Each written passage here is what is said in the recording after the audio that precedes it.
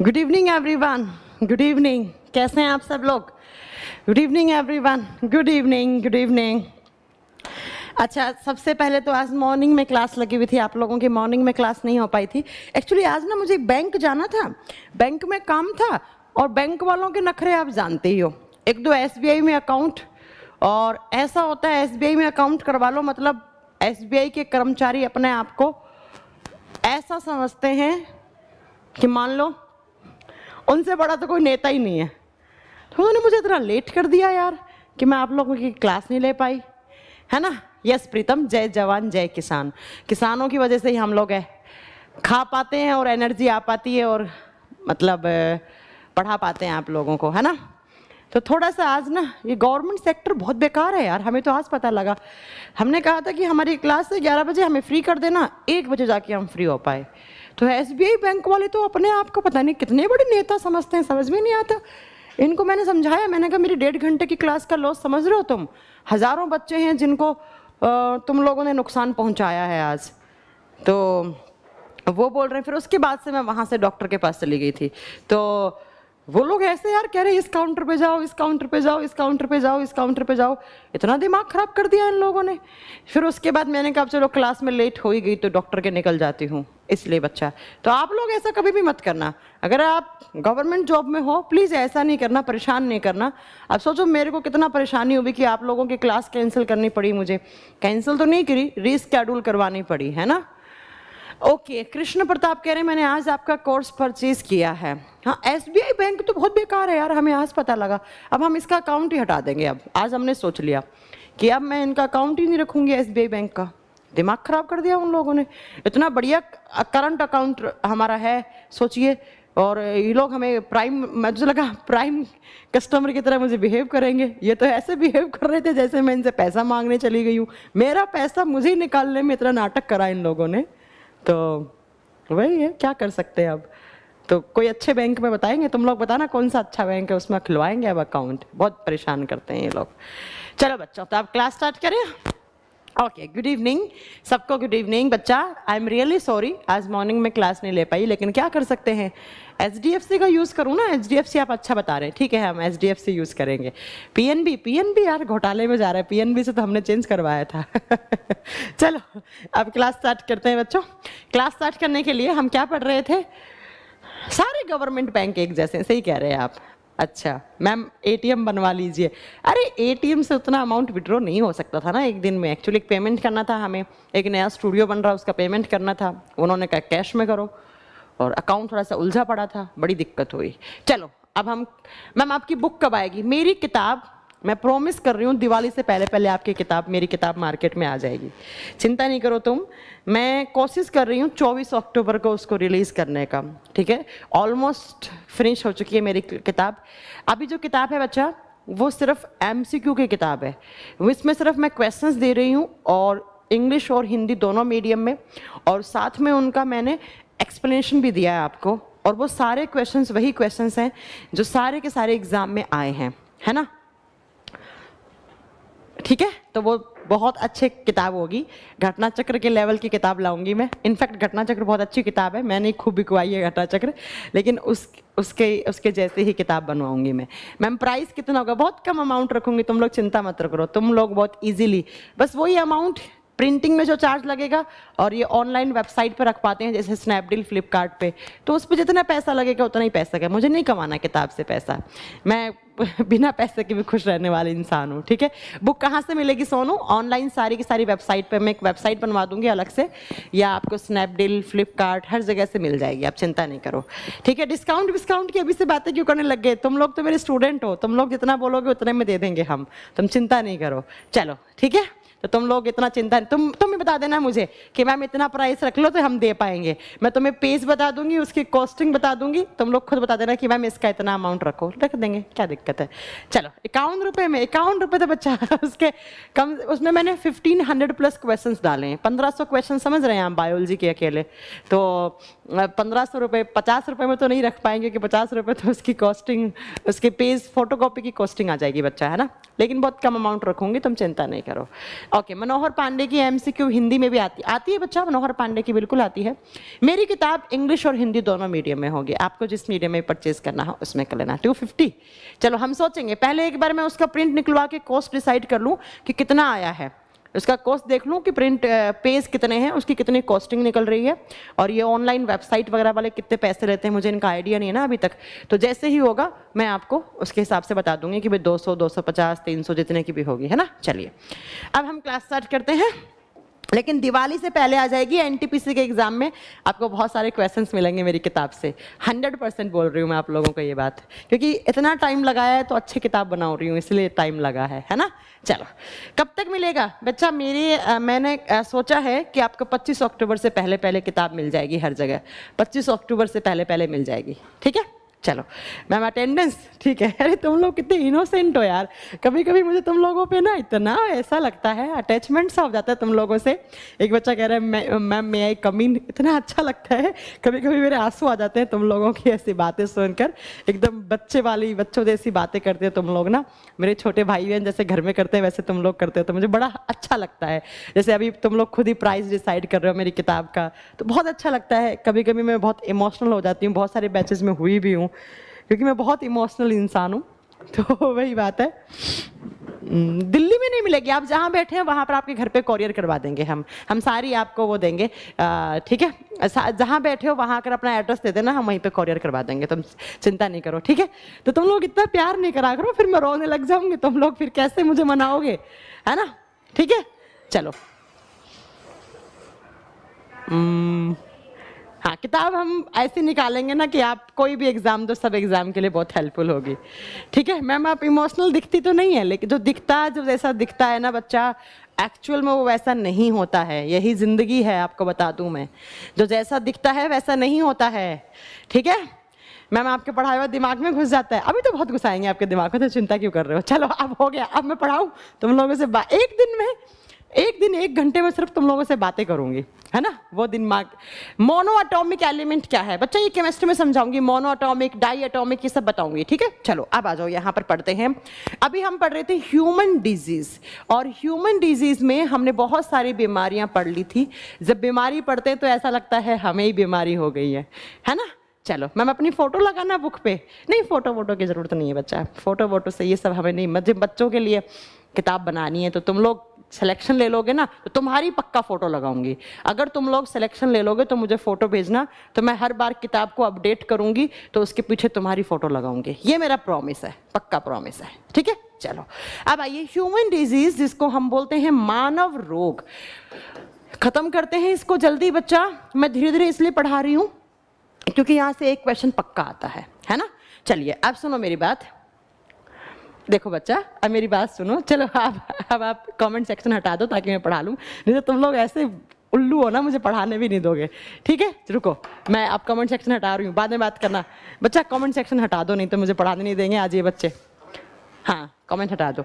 चलिए तो human disease में हमने क्या क्या पढ़ा था, तो बच्चों ह्यूमन डिजीज में हमने बैक्टीरियल डिजीज पढ़ ली थी, बैक्टीरिया से होने वाली पढ़ ली थी, उसके बाद हमने वायरस कंप्लीट कर ली थी। आप जल्दी से लिखो फंगल डिजीज, नेक्स्ट लिखेंगे फंगल डिजीज, और फंगल डिजीज का मतलब है फंजाई से होने वाली, फंगल का मतलब होता है कवक जनित रोग, जो कवक होते हैं उनसे कौन कौन सी बीमारियां हो सकती हैं। अच्छा आप जानते हैं फंजाई होता क्या है, आपने कभी फंगस देखा है? हमारे घरों में हम रोटी को एक बॉक्स के अंदर बंद कर देते हैं, उसके 2-3 दिन बाद तक आप किसी टिफिन में आपने मान लो आपकी मम्मी ने आपको लंच बना के दिया, आप स्कूल जाते थे तब आप लंच खाना भूल गए और वो टिफिन आपके उसमें बस्ते में रखा है, आपके झोले में रखा है, मतलब आपके बैग में रखा है, ठीक है। आपने निकाला नहीं 3 से 4 दिन तक, उसके बाद आपने सडनली निकाला तो आपने देखा होगा उस रोटी के टिफिन में आपको बहुत सारी ऐसे वाइट कलर की या लाइट ग्रीन तो नहीं बोलेंगे, एकदम हल्का सा ग्रीन बोलेंगे, उस कलर की आपको एक फफूंद लगी हुई दिखेगी, वही फंजाई है, वही कवक है। मशरूम खाते होंगे ना, मशरूम खाई होगी ना, मशरूम की सब्जियां खाते हैं बहुत सारे लोग, तो वो मशरूम भी एक टाइप का फंजाई होता है। मैं आगे पढ़ाऊंगी आपको, फंजाई के एग्जाम्पल बताऊंगी, फंजाई को हम 3 कैटेगरी में डिवाइड करते हैं, वो सब पढ़ाऊंगी। लेकिन यहाँ पर हम सिर्फ डिजीज की बात कर रहे हैं। तो याद रखिएगा, जो कवक होते हैं वो कवक भी हमें डिजीज कॉज कर सकते हैं। मेनली मैं अगर आपसे बात करूँ ना मेरे प्यारे बच्चों, तो फंजाई कौन सी डिजीज करते हैं? तो मेनली ये स्किन इन्फेक्शन करते हैं, हमारी स्किन को संक्रमित करने का काम करते हैं। जितने भी फंजाई हैं, जितने भी फंगस हैं, वो सारे के सारे फंगस हमारी स्किन में इन्फेक्शन करते हैं। अब देखो बच्चा, फंगस अच्छे भी होते हैं, बुरे भी होते हैं। मैम अच्छे बुरे का मतलब क्या होता है? जो फंजाई अच्छे होते हैं, ध्यान से सुनना मेरा पॉइंट, जैसे मशरूम, मशरूम में बहुत प्रोटीन होता है, मशरूम को हम खाते हैं, तो mushroom is a good fungi. ऐसे ही बच्चा, जो अच्छे फंजाई होते हैं उनसे हम एंटीबायोटिक भी बनाते हैं। एंटीबायोटिक क्या होती हैं? प्रतिजैविक। कभी कभी आपको सर्दी जुकाम होता है, डॉक्टर आपको एंटीबायोटिक लिख के देता है, तो वो एंटीबायोटिक्स जो दवाइयाँ आती हैं, जो मेडिसिन आती हैं, वो भी फंजाई से बनती हैं। लेकिन कुछ फंजाई ऐसे हैं जो हमें इन्फेक्शन कर देते हैं, जो हमें संक्रमित कर देते हैं, जो हमें बीमारियां कर देते हैं। और वही हमें पढ़ने हैं कि वो कौन कौन से फंजाई हैं जो हमें डिजीज कॉज कर सकते हैं। सबसे पहला लिखेंगे हम बीमारी फंजाई से होने वाली, रिंग वॉर्म। अब रिंग वॉर्म का नाम तो आपने सुना होगा, हिंदी में बोलते हैं दाद। दाद हुआ होगा किसी ना किसी को, मेरे को लास्ट वीक में ही हुआ था यहाँ पर, फिर मैंने इचगार्ड लगाई तो वो ठीक हो गया था। तो जो रिंग वॉर्म है, जिसको हम क्या बोलते हैं, दाद बोलते हैं कॉमन भाषा में, तो ये जो रिंग वॉर्म है ये किससे होता है? एग्जाम में क्वेश्चन आता है, आप बताओगे it is a fungal infection. ये किससे होता है? एक फंजाई से होता है, एक कवक से होने वाला इन्फेक्शन है। किससे? तो कवक से। अब बात करेंगे कि एक कवक कौन सा होता है। अच्छा, क्या होता है दाद के अंदर?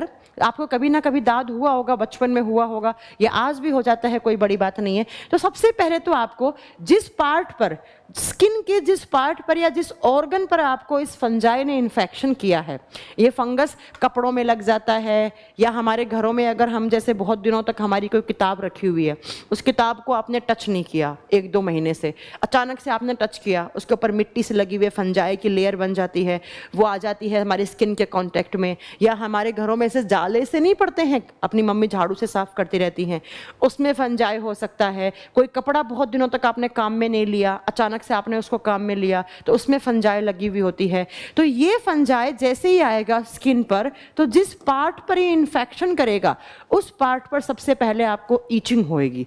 ईचिंग का मतलब है आपको खुजली सी होएगी उस पार्ट पे, ऐसे आपको बार बार ऐसे मन करेगा नाखून लगा लगा के मैं क्या कर लूं, वहां पर आप उसको खुजलाने लग जाओगे। जब ज़्यादा खुजलाओगे तो वो स्किन पड़ जाती है स्कैली। स्कैली का मतलब होता है बच्चा ऐसे, वो थोड़ा सा स्कैली स्किन का मतलब होता है वो जो पार्ट जहाँ पर आपको दाद हुआ है, जहाँ पर स्किन का इन्फेक्शन हुआ है, वहाँ पर ऐसे राउंड राउंड चक्र सा बन जाता है, ऐसे राउंड राउंड सर्किल सा बन जाता है, और थोड़ी सी स्किन आपकी ऊपर से उठने लग जाती है। ऐसा लगता है गिलगिला जैसा लगता है आपको, एकदम ऐसा सॉफ्ट सा, एकदम ऐसे मुलायम सा लगने लग जाएगा वो पार्ट। तो ऐसी स्किन को बोलते हैं स्कैली स्किन। तो आपसे एग्जाम में क्वेश्चन पूछ ले कि स्कैली स्किन कौन से डिजीज में होती है, आप बताएंगे रिंग वॉर्म में होती है, दाद में होती है। अब हम बात करते हैं कि दाद कौन कौन से फंजाई की वजह से हो सकता है। बच्चा यहाँ पर 3 फंजाई हैं जिनकी वजह से आपको दाद हो सकता है। तो फंजाई का नाम लिखिए, कौन कौन से फंजाई वो हैं। सबसे पहला लिखो ट्राइकोफाइटोन, सबसे पहला नाम लिखेंगे ट्राइको फाइटोन। सबसे ज्यादा यही फंजाई पूछा जाता है एग्जाम में। ये ट्राइकोफाइटोन क्या है आप बताओगे कि ये एक फंजाई का नाम है। दूसरा होता है माइकोस्पोरम, माइकोस्पोरम, माइकोस्पोरम, ये भी एक कवक का नाम है बच्चा। और तीसरा होता है एपिडर्मेटोफाइटोन, कैमरा सही चल रहा है ना, देख लेना एक बार। तीसरा होता है एपिडर्मेटोफाइटोन। तो इन तीनों में से जो भी ऑप्शन आए, आप तीनों में से, अब तीनों तो आएंगे नहीं बच्चा, है ना, तीनों आएंगे तो ऑल वाला ऑप्शन सही कर देंगे हम, क्या दिक्कत है। लेकिन जनरली मैं बताऊं सबसे ज्यादा जो ट्राइकोफाइटोन है, ट्राइकोफाइटोन नाम का जो फंजाई है, कवक है, वो सबसे ज्यादा कॉमन पाया जाता है, और यही हमें रिंग वॉर्म करता है, यही हमें दाद करता है। ठीक है बच्चा। अब ये फंजाई कहाँ रहते हैं? ये फंजाई या तो रहेंगे हीट वाले एरिया में, हीट का मतलब है जहां पर गर्मी वर्मी है ना, जैसे गर्मियों के टाइम पर ज्यादा हो सकते हैं, या ये एक्सट्रीम लेवल के मॉइस्चर में रहेंगे, या तो नमी वाले जगह रहेंगे या बहुत ज्यादा गर्मी है उस जगह पर ये रहते हैं। अब आप सोच रहे होंगे कि ये फंजाई सिर्फ स्किन में इन्फेक्शन करते हैं, नहीं, अगर ये फंजाई आपने किसी खाने के ऊपर लगा हुआ था, रोटी ब्रेड कोई एप्पल खाया जिसके ऊपर इसमें से किसी भी फंजाई का इन्फेक्शन हुआ तो आपने खा लिया, तो ये आगे चलकर आपकी जो स्मॉल इंटेस्टाइन है उसमें भी इन्फेक्शन कर देते हैं, आपकी जो छोटी आंत है उसको भी संक्रमित कर देंगे। तो आप इस पॉइंट को अच्छे से नोट करना कि सिर्फ स्किन में इन्फेक्शन नहीं करेंगे, अगर आपने कोई खराब सड़ा हुआ एप्पल खाया जिसमें फंजाई लगा हुआ था, कोई रोटी खा ली, अचार के डिब्बे में लग जाती हैं वो अचार खा लिया, तो जाकर आपकी छोटी आंत को भी संक्रमित कर देते हैं। अब एग्जाम में कैसे क्वेश्चन आएगा बच्चा, हाँ, तो आपकी जो स्मॉल इंटेस्टाइन है उसमें ईचिंग सी होने लग जाएगी, है ना। अब एग्जाम में कैसे क्वेश्चन आएगा कि रिंगवॉर्म किससे होने वाला डिजीज है, आप बताओगे एक फंजाई एक कवक से होने वाला, इसमें क्या होता है, स्किन के ऊपर इंफेक्शन होता है, कौन सा फंजाई है जिसकी वजह से आपको रिंगवॉर्म होता है, इन तीनों में से जो भी ऑप्शन हो। वैसे ये दोनों ऑप्शन ना नीट के एग्जाम में आते हैं, वनडे कॉम्पिटिटिव एग्जाम में साफ साफ ट्राइकोफाइटोन लिखा हुआ होता है, तो आप ट्राइकोफाइटोन सही कर देना, लेकिन क्या पता कभी किस्मत खराब हो तो इनमें से भी कोई ऑप्शन आ जाए, तो इन तीनों चीज को नोट कर लो, तीनों कवक के नाम है बच्चा, ये तीनों कवक हैं, इनमें से जो भी कवक आए तुरंत ऑप्शन ठीक कर देना कि भाई ये कवक से होने वाली बीमारी है, कौन सी, रिंगवॉर्म दाद। बाकी आप दाद के टाइम पर आप क्या करते हो, आप इच गार्ड आती है वो लगा लेते हो, इच गार्ड क्या करती है, वो जितने भी फंगस आपकी यहाँ पनप रही थी उस फंगस को धीरे धीरे डिस्ट्रॉय कर देता है और आपका इन्फेक्शन ठीक हो जाता है। बहुत खुजलाहट होती है क्योंकि ये जो फंजाई है ना स्किन की अंदर तक लेयर में घुस जाते हैं पूरा, और आपको बहुत खुजलाहट होती है, तो रिंगवॉर्म इसी को बोलते हैं। 2 नंबर में बीमारी लिखेंगे स्कैबीज, स्कैबीज को बोलते हैं हम खाज। अब खाज तो आपको पता ही है, जब अगर आप प्रॉपर नहाते नहीं हो या अच्छे से अपने बॉडी की सफाई नहीं करते हो तो जब हो सकती है आपको खाज। खाज कब होता है, आप किसी इंसान का कपड़ा था और उस इंसान के कपड़े पे उसका पसीना लगा हुआ था, सेम कपड़ा आपने पहन लिया बिना धोए हुए, तो आपको इन्फेक्शन हो सकता है क्योंकि उसका पसीना आपके पसीने से मैच नहीं कर पा रहा है। या आपको क्या हो सकता है, एक बच्चा एस्प्रीजीलस फ्यूमिगेटिस नाम का एक फंजाई होता है, अगर ये फंजाई आपकी स्किन के कांटेक्ट में आता है तब भी आपको स्कैबीज हो सकता है। तो यहाँ पर लिखो, फंजाई का नाम लिखो कि वो कौन सा कवक है जिस कवक की वजह से आपको स्कैबीज खाज हो सकती है। ठीक है, लिखेंगे एस्प्रीजीलस फ्यूमिगेटिस। ये बच्चा क्या है, एक कवक का नाम है। जब ये कवक का इन्फेक्शन आपके बॉडी में होता है तब आपको स्कैबीज हो जाता है, खाज हो जाता है। अब क्या होगा, खाज होगा तो बहुत ज़्यादा इचिंग सी आएगी, इचिंग होने लग जाएगी, आपको खुजली होगी आपकी स्किन के ऊपर, और दूसरा क्या होगा बच्चा, इचिंग के साथ साथ और क्या होगा, आपकी जो स्किन है वो लाल पड़ जाएगी, रेडनेस ऑफ स्किन, आपकी त्वचा भी क्या हो जाएगी, आप बता दोगे, लाल हो जाएगी, ऐसे लाल लाल से जो छोटे छोटे दाने से होने लग जाएंगे, उसको बोलते हैं खाज। फिर आप नीम के पत्तों से नहाते हो क्योंकि नीम के अंदर एंटीबैक्टीरियल एंटी फंगल प्रॉपर्टीज़ होती हैं, एंटीऑक्सीडेंट होता है नीम के पत्ते से नहा लो, या एलोवेरा लगा लो, एलोवेरा भी एंटी फंगल होता है, या बहुत सारी मार्केट में दवाइयाँ आती हैं या अलग से साबुन आती हैं, उनसे आप नहा लो, थोड़ी सी प्रिकॉशंस लो, आपकी खाज ठीक हो जाती है। तो आप याद रखेंगे, रिंगवॉर्म हो गया, स्कैबीज हो गया, ये दोनों किससे होती हैं, ये दोनों फंजाई से होती हैं, ये दोनों कवक से होने वाली बीमारियां हैं। नेक्स्ट चलते हैं हम तीसरी बीमारी पर। तीसरी आती है बच्चा बाल्डनेस, और बाल्डनेस का मतलब समझते हो गंजापन। बाल्डनेस किसकी वजह से, आप लोग देखते हैं आपके बालों में क्या हो जाता है, डैंड्रफ हो जाता है, होता है ना डैंड्रफ, आज भी आप में से बहुत सारे बच्चों के अंदर डैंड्रफ होगा। तो डैंड्रफ क्या होता है, एक टाइप का फंजाई होता है, एक टाइप का कवक होता है। तो अब इस डैंड्रफ के लगने से, ये डैंड्रफ की वजह से होने वाला गंजापन है। एक होता है जेनेटिक तरीके से, या किसी इंसान में विटामिन की कमी हो तो उसके बाल झड़ जाते हैं तो गंजा हो जाता है, या कुछ लोगों को बच्चा तो ये क्या होता है, खानदानी होता है, जेनेटिकली भी बाल झड़ जाते हैं लोगों के। लेकिन जिनको डैंड्रफ है, डैंड्रफ एक टाइप का फंजाई होता है, याद रखना, कवक होता है। कौन सा होता है आप नोट कर लो, टीनिया कैपिटिस, टीनिया कैपिटिस। ये बच्चा डैंड्रफ का साइंटिफिक नेम है। ये डैंड्रफ एक फंजाई है, एक कवक है। कवक को ही हम क्या बोल सकते हैं, आप बोल सकते हो डैंड्रफ। अब ये कवक लग गया, वाइट वाइट निकलता है ना नाखून में आपके, आप ऐसे स्कल्प को घिसते हो तो डैंड्रफ हो जाता है आपको। धीरे धीरे धीरे आपकी बालों की जड़ों को कमज़ोर करेगा। धीरे धीरे धीरे आपके बाल जिस टिश्यू के अंदर लगे हुए हैं उस टिश्यू की जड़ों को कमज़ोर करेगा और आपके बालों की जड़ें कमज़ोर हो जाएंगी। बाल उस टिश्यू से अलग हो जाएगा, आपके बाल झड़ जाएंगे और आप गंजे हो जाओगे। तो याद रखना, रिंगवॉर्म, स्कैबीज, बाल्डनेस, ये तीनों किससे होती हैं, ये तीनों की तीनों आपकी फंगल इन्फेक्शन है, कवक से होने वाली बीमारियां हैं। चौथी बीमारी लिखो यहाँ पर, बस 5 बीमारी पढ़नी है यहाँ पे जो एग्जाम में आती हैं। चौथी होती है एथलीट फीट। एथलीट फीट ये एग्जाम में पूछ ली जाती है बच्चों। हिंदी में सेम नाम है, सेम नाम लिखा होगा, एथलीट फीट। एथलीट के जैसे पैर, मतलब कोई एक एथलीट है, वो मतलब उसने बहुत ज़्यादा रनिंग की। आप देखते हैं अगर आप अचानक से रनिंग करते हैं या आप एक दिन में 10-15 किलोमीटर की रनिंग कर लेते हैं तो आपके पाँव सूज जाते हैं, ठीक है, आपके पाँव क्या हो जाते हैं, सूज जाते हैं। तो इसी बीमारी को बोलते हैं एथलीट फीट। ये फंगस की इन्फेक्शन से भी हो सकती है। एथलीट के जैसे पाँव सूज जाते हैं ज़्यादा खेलने से, ज़्यादा भागने से या ज़्यादा कोई भी स्पोर्ट्स खेलने से, वैसे आपके पाँव में एक फंजाई का इन्फेक्शन हो जाता है। कौन सा, तो आप लिखेंगे टीनिया पैडिस। टीनिया पैडिस। जब टीनिया पैडिस नाम का फंजाई कवक इन्फेक्शन करेगा तो आपके पैरों में ईचिंग होगी।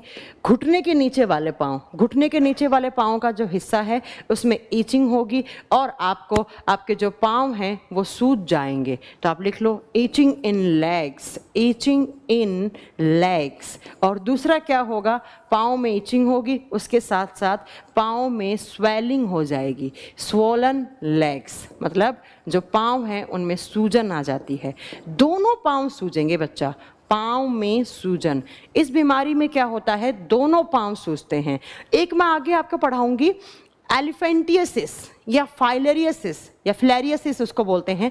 उसमें एक पाँव सूजकर हाथी जैसा हो जाता है और वो एक प्रोटोजोआ से होने वाली डिजीज़ है। लेकिन याद रखना हमेशा एग्जाम में ये कंफ्यूज करने के लिए दोनों आती हैं। एथलीट फीट में दोनों पाँव में सूजन आती है, ठीक है, लेकिन एक पाँव सूजता है, उसको एलिफेंटियसिस बोलते हैं और वो एक प्रोटोजोनल डिजीज़ है, वो एक प्रोटोजोआ से होने वाला रोग है, ठीक है। तो इसमें क्या होता है, टीनिया पैडिस नाम का कवक आता है, वो हमारी स्किन में घुस जाता है, स्किन में इन्फेक्शन करता है, स्किन फूलने लग जाती है। आपका पाँव क्या होगा, दोनों के दोनों पाँव आपके सूज जाएंगे। ऐसा लगेगा कि आप एक एथलीट हैं और आप कम से कम रनिंग करके आए 20-25 किलोमीटर की, तो आपके पाँव उसकी वजह से सूजे हैं, जबकि एक्चुअल में आपके पैरों में इन्फेक्शन हो चुका होता है फंजाई का, कवक का। इससे ज़्यादा कुछ याद नहीं रखना है, बस एग्जाम में यही पूछता है कि एथलीट फीट किससे होता है, फंजाई से होता है, कवक से होता है। इसके बाद एक लास्ट बीमारी लिख लो जिसको बोलते हैं हम अस्थमा। अस्थमा लास्ट लिख लो यहां पर, अस्थमा।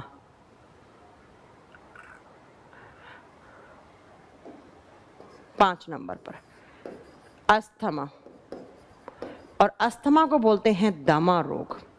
बच्चा एक चीज नोट करना, मैं आपको एक चीज और नोट करवा रही हूं यहां पर, ध्यान से सुनना। एक बीमारी बताई ना मैंने खास, जो मैंने स्कैबीज बताई है ना, इसका एक पॉइंट और नोट करना यहाँ पर कि जो स्कैबीज है वो 2 फंजाई की वजह से हो सकता है। दोनों के नाम लिख लो, कभी एग्जाम में आ जाए। एक तो होती है स्कैबीज इस फंगस की वजह से, और यही फंगस अगर स्किन में घुसता है तो आपको खाज करता है। यही फंगस अगर आपके गले में, विंड पाइप में घुसेगा, आपकी वायु नलिका में, और आपको सांस लेने में दिक्कत होगी तो अस्थमा होता है। लेकिन जो स्कैबीज है वो एक और भी यहाँ पर होता है, एस्केरियसिस, एस्केरियसिस स्कैबीज। इसकी वजह से भी, एस्केरियसिस की वजह से भी आपको स्कैबीज हो सकता है, खाज हो सकता है। इस चीज़ को भी नोट कर लेना कभी एग्जाम में आ जाए तो, ठीक है। दोनों ऑप्शन तो एक साथ आएंगे नहीं कभी, अगर एस्परीजिलस फ्यूमिगेटिस का भी इन्फेक्शन हुआ हमारी स्किन पर तो भी हमें खाज हो सकता है। ये दोनों फंजाई कवक की प्रजातियां हैं। और अगर एस्केरियोसिस भी आया और आपकी स्किन के ऊपर इन्फेक्शन कर दिया तो भी आपको स्कैबीज हो सकता है। तो ये दोनों पॉइंट नोट कर लेना, एस्केरियोसिस और एस्परीजिलस फ्यूमिगेटिस, इन दोनों की वजह से हमें स्कैबीज खाज हो सकता है।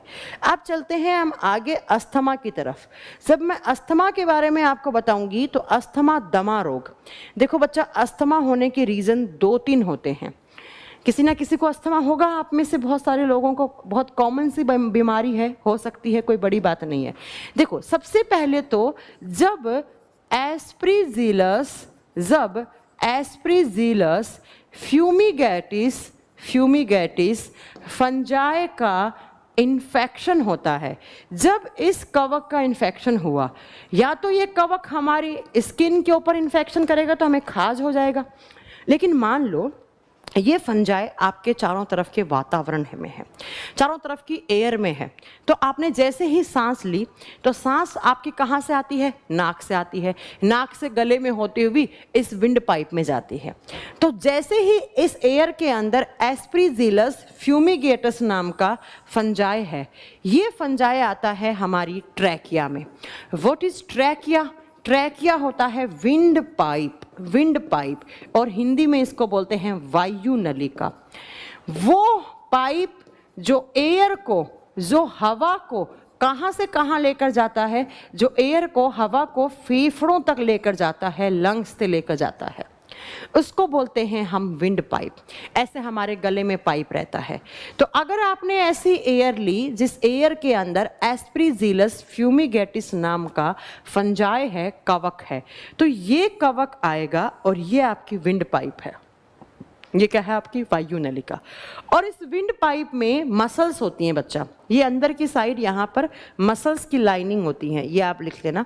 यहाँ पर मसल्स होती हैं जिनको हम मांसपेशियाँ या पेशियाँ बोलते हैं, और इन पेशियों के अंदर ये फंजाई आकर ऐसे धीरे धीरे धीरे ऐसे चिपक जाता है, ऐसे चिपक जाएगा और अंदर जाकर मल्टीप्लाई होने लग जाता है। बहुत सारे लाखों करोड़ों फंजाई बन जाते हैं और ये धीरे धीरे धीरे इस विंड पाइप की, ट्रैकिया की ऐसे दीवार को, ये जो मांसपेशियों की दीवार है, इसके ऊपर चिपक जाते हैं और धीरे धीरे धीरे इतने ज़्यादा हो जाते हैं, मतलब बहुत दिनों तक अगर इन्फेक्शन रहता है तो क्या होता है बच्चा, आपको ये पूरे के पूरे इस विंड पाइप में इन्फेक्शन कर देते हैं।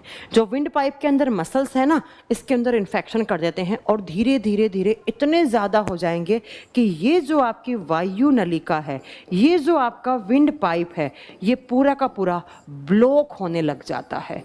ये क्या हो जाता है? ब्लॉक, रास्ता बंद होने लग जाता है इसका।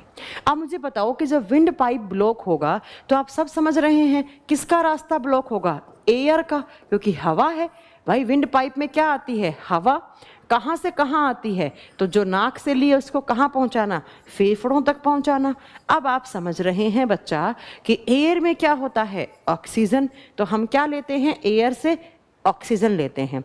तो धीरे धीरे धीरे ये एस्परीजिलस फ्यूमिगेटिस इतना ज़्यादा डिपॉजिट हो जाएगा कि धीरे धीरे ये जो एयर है इसका रास्ता ब्लॉक कर देगा। ये एयर आ नहीं पाएगी। जब एयर नहीं आई तो हमारे फेफड़ों तक एयर नहीं गई तो हमारे फेफड़ों के पास किसकी कमी हो जाएगी?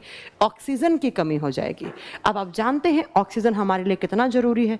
अगर ऑक्सीजन नहीं होगा तो ग्लूकोज नहीं टूटेगा, ग्लूकोज नहीं टूटेगा बच्चा, एयर नहीं, ग्लूकोज नहीं टूटेगा, एनर्जी नहीं बनेगी, तो हमारे फेफड़े पे प्रेशर क्रिएट होगा, हमारे हार्ट पर प्रेशर क्रिएट होगा धीरे धीरे। अच्छा, ये बात जानते हैं ना आप कि हमारे बॉडी में ऑक्सीजन क्या करता है? जो ग्लूकोज है उस ग्लूकोज को तोड़ता है, और ग्लूकोज के तोड़ने से क्या बनता है? कार्बन डाइऑक्साइड प्लस पानी प्लस ऊर्जा। और ऊर्जा किस फॉर्म में होती है, किस रूप में होती है? एटीपी के रूप में होती है। बता चुकी हूँ ये बात बहुत बार, एडिनोसिन ट्राइफॉस्फेट। और इसी एनर्जी को हम काम में लेते हैं, हमारे ऑर्गन्स काम में लेते हैं और हमारे ऑर्गन्स काम करते रहते हैं। तो सोचिए, अगर हमारा विंड पाइप इतना ब्लॉक हो गया कि ऑक्सीजन नहीं पहुंच पाया तो हमारे फेफड़ों तक ऑक्सीजन नहीं गया। जब बेचारे फेफड़ों के पास ऑक्सीजन नहीं है तो इस ग्लूकोज भी नहीं टूट पाएगा। यहाँ पर भी ऑक्सीजन की कमी हो जाएगी। जब ग्लूकोज नहीं टूटेगा तो यहाँ से एटीपी नहीं बन पाएगा। जब एटीपी नहीं बनेगा तो आप समझ रहे हैं हमारे ऑर्गन्स धीरे धीरे स्ट्रोक जाम होने लग जाएंगे, हमारे फेफड़ों पे प्रेशर बनेगा, दबाव बनेगा, हमारे हार्ट पर दबाव बनेगा। और एक दिन ऐसे आएगा जब अगर आपको 4, 5, 6, 7 सालों तक अस्थमा है तो आपको अटैक पड़ने स्टार्ट हो जाएंगे। आपके फेफड़े काम करना बंद कर सकते हैं, आपका हार्ट काम करना बंद कर सकता है, आपको अटैक पड़ेगा जिसमें हम बोलते हैं अस्थमा का अटैक पड़ा है। बहुत सारे लोग बोलते हैं ना अस्थमा का अटैक पड़ा है, और आपकी डेथ भी हो सकती है। तो अस्थमा एक तो फंजाई के इन्फेक्शन से हो सकता है। तो जिन लोगों को अस्थमा होता है वो प्रॉपर सांस नहीं ले पाते हैं, वो क्या रखते हैं, देखा एक छोटा सा पंप रखते हैं जिसको हम क्या बोलते हैं, इनहेलर बोलते हैं। अस्थमा पेशेंट्स जो होते हैं वो इनहेलर रखते हैं, और इनहेलर के अंदर 2 गैसेस होती हैं। ऑक्सीजन के साथ वहाँ पर रहता है क्या, ऑक्सीजन के साथ हीलियम रहता है बच्चा। 85% में ऑक्सीजन होता है उनके सिलेंडर में और 15% में हीलियम होता है। अब हीलियम क्यों भरी है, ये केमिस्ट्री के एग्जाम का केमिस्ट्री के क्वेश्चन है, वो केमिस्ट्री में बताएंगे आपको। तो वो लोग बेचारे एक छोटा सा सिलेंडर रखते हैं और उस सिलेंडर से, आजकल तो कैप्सूल की फॉर्म में आने लग गया, वो कैप्सूल एक अलग सा आता है, अपने देखना एक एडवांस आ गया है, कैप्सूल फूटता है तो अंदर ऑक्सीजन जाती है, वो सॉलिड फॉर्म में होती है, ठीक है। तो वो इनहेलर रखते हैं, प्रेशर से थोड़ा सा ऑक्सीजन इनहेल करते हैं, प्रेशर लगाते हैं उस पर, जिससे डायरेक्ट हमारे फेफड़ों तक थोड़ी बहुत एयर पहुंचे। तो अस्थमा याद रखना, अस्थमा जेनेटिक्स भी हो सकता है, आपके पूर्वजों में है तो आप में भी आ सकता है। दूसरा, धूल मिट्टी के कणों से, भाई धूल मिट्टी है आपके एनवायरनमेंट में और आप बहुत ज़्यादा धूल मिट्टी में रहते हैं, या आप ऐसी कोई फैक्ट्री में काम करते हैं जहाँ पर धूल मिट्टी बहुत ज़्यादा होती है, आपने मास्क नहीं लगाया तो आपके विंड पाइप में माउथ से होता हुआ, नाक से होता हुआ क्या चले जाते हैं, छोटे छोटे धूल मिट्टी के कण चले जाते हैं। वो धूल मिट्टी के कण आएंगे, यहाँ फंस जाएंगे और धीरे धीरे धीरे आपकी ट्रैकिया को क्या कर देंगे, वो ब्लॉक कर देंगे। तो अगेन वही रीज़न बन जाएगा आपका। तो याद रखिएगा, अस्थमा किससे हो सकता है, तो अस्थमा दमा रोग हमें एक फंगस के इन्फेक्शन से भी हो सकता है। अगर ये फंजाई हमारी स्किन के कांटेक्ट में आता है तो हमें स्कैबीज कर देता है, और स्कैबीज एक और भी फंजाई होता है एस्केरियासिस स्कैबीज, उसकी वजह से भी हमें खाज हो सकती है। लेकिन अगर ये आपका, अगर ये सेम फंगस आया कहाँ पर, तो हमारी, आप बताओगे कि हमारे ट्रैकिया में आया, हमारे विंड पाइप में आया, तो वहाँ पर जाकर ये अस्थमा क्रिएट कर देता है, दमा रोग कर देता है।